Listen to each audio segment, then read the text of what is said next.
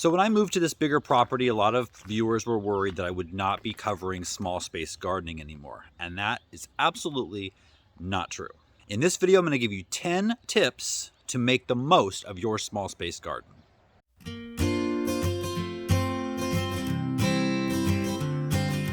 Tip number 1 is grow only as much as you can eat. Now this is a hard little math problem to figure out. In fact, it might take you a couple seasons to figure it out. And it's not something that anyone can tell you. I don't know who's a picky eater in your house. I don't know how many people are in each house. I don't know what you like to eat. Some vegetables produce more than others. I don't know how your weather is, what you're fertilizing with. So it's something that you're going to have to kind of guess at in the beginning and then make notes and adjust on a seasonal basis. Number 2 is kind of similar. It's grow only what you like. Don't grow things that you don't like eating just because they might be popular. I did this a lot, especially, things are cool. People are growing them. I want to try them out. But in a small space garden, if you're going to try something out, try maybe one new thing per year, per season. Because obviously you got to try new things to see if you like them. But I was trying a lot of things for Instagram or for this channel. So I am growing for you, and that was kind of something that I was doing, but I was also just kind of growing things because they were trendy, and I didn't have enough space to do that. I want to know, actually, if you only had space for one crop, what one crop would it be? For me, it would be Kellogg's breakfast tomatoes. Let me know in the comments what yours would be. Number 3 might seem like a no-brainer, but a lot of times people don't even know they exist. But you can grow smaller varieties of your favorite vegetables in your garden. So for example, cucumbers. There's a cucumber called Space Master. It grows quite a few cucumbers on a very small, bushy type of plant. There's a tomato called Tiny Tim that grows the tiniest little tomatoes on the tiniest plant. Now, you don't have to go that small. There are things in between. Maybe don't grow indeterminate types of tomatoes. Maybe grow determinate types that have a 3 to 4 foot bushy growth, and that's all you have room for, but you'll still get good tomatoes. I'm going to put a link down in the video description that will take you to a bunch of different small varieties of all your favorite vegetables. My next tip is to grow in raised beds. With raised beds, you can grow more intensively. You can grow more things per square foot than you can in the ground because the soil is lighter, it's less compact, roots can grow better. It's just an all-around better choice for small space gardening.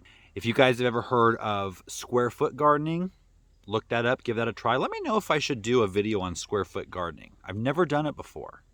But raised beds are definitely helpful with that, and you can fit a lot of crops in a little bit of space.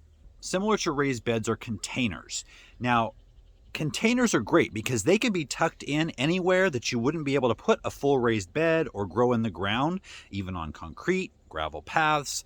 One container can grow you a crop in just a very small space, and you can have lots of containers, like I said, tucked in everywhere. Containers are great for balcony and patio gardens. One thing I'm going to do this year in this space right here, it's about 15 by 6 or 7 feet. And I'm going to use this as my small space container gardening because this is pretty much the size of a typical small patio, like apartment, balcony. And I'm going to see how many crops I can get out of this small space, all in containers. Now, in 2 weeks, I'm going to be doing a full weekend of container gardening videos. So make sure, if you haven't subscribed, hit subscribe and click that bell so you are notified when those videos come out. But you can grow anything in containers. I've grown, big stuff, loofah, tomatoes, even corn. Tip number 6 is growing vertically. Now, at my last garden, I really took advantage of vertical gardening. I grew almost everything vertically. If you remember back to what my beds looked like, if you were following me at the time, I had a bunch of teepees in all the beds. I think I had at least 1, maybe 2 teepees in every single bed. I'll link a couple of videos I did down below. for the vertical gardening, but you can use anything for vertical gardening. You can use, a regular trellis, you can use cattle panels, teepees, tomato cages, wooden stakes. It all works. This coming weekend, I am going to be building my famous tomato trellises here in our new garden. If you want to know how to grow a lot of tomatoes in a very small amount of space and get a ton of production out of them, then that video is going to be for you. So next weekend, set your reminder, that video will be coming out. And I know I've heard from so many, I've seen pictures of so many of you over the last couple of years who have built my trellis and who have absolutely loved it. If that's you, comment down below. But think of how much space cucumbers, squashes, how much space those take up. And if you can grow them vertically, think about cucumbers alone. I could put cucumbers in a 4 by 8 or 10 foot bed, and a couple of plants would fill that entire bed. That's a lot of space to use when you don't have much space. But if you grew that same 2 plants up a teepee, you would only be using about 4 square feet of space rather than 32. Number 7 is take advantage of the French method of growing fruit trees by using the Espalier method. If you remember back at our last house, we had apples and a lemon tree growing in a 1 foot wide or 1 foot deep bed along our back garage wall.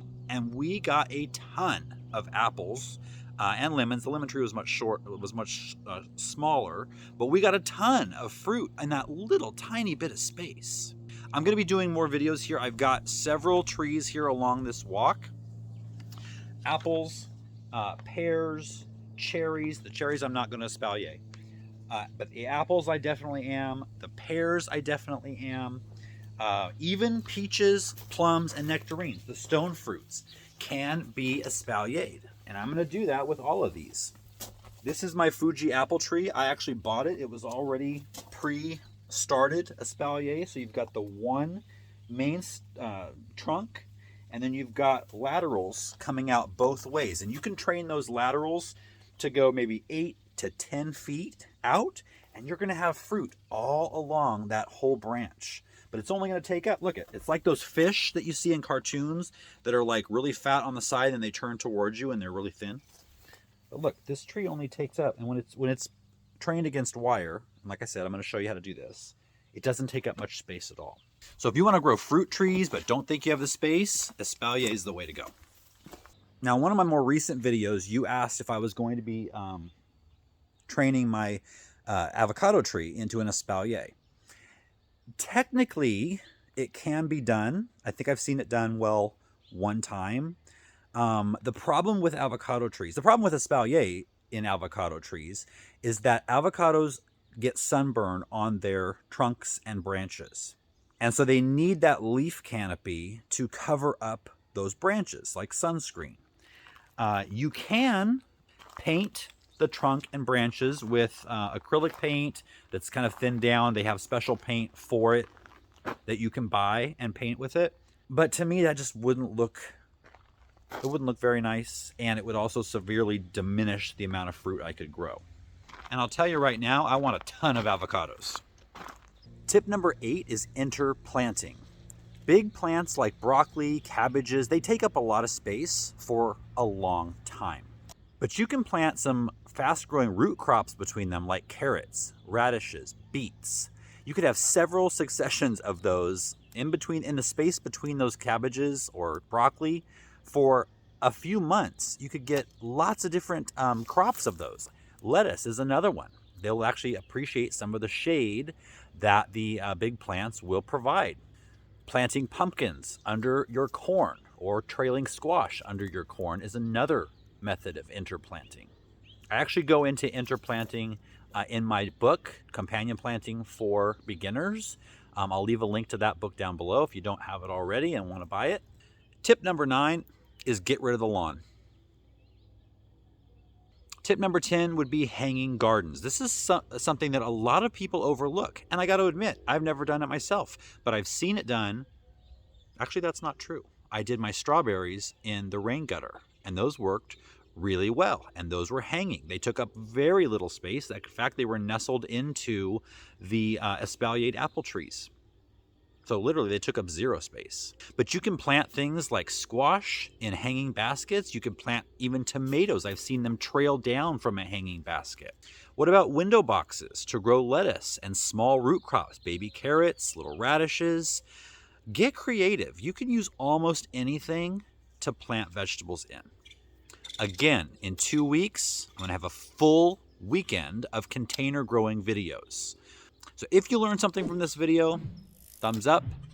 If you haven't subscribed already, please do, and hit the bell so you're going to be notified about those videos and all of the other ones. I'll see you guys next time.